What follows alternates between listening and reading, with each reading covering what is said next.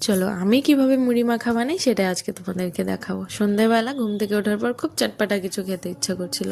এই যে এখানে পেঁয়াজ, লঙ্কা, তারপর ধনেপাতা, একটু আদা গ্রেট করে নিয়েছি, 1 চিমটি নুন দিয়েছি, একটু চাট মশলা দিয়েছি, সর্ষের তেল সব একসঙ্গে করে নিয়েছি। তারপরে এই যে এই চানাচুরটা দিয়ে দিলাম।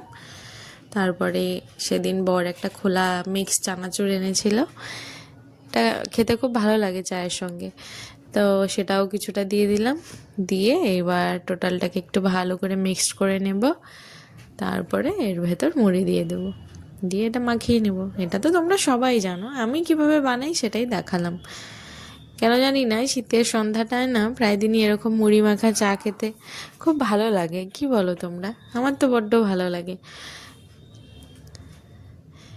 এবার মুড়িটা দিয়ে ভালো মতন মিক্সড করে নেব, ব্যাস তৈরি হয়ে যাবে চায়ের সাথে টেস্টি সুন্দর একটা স্ন্যাক্স।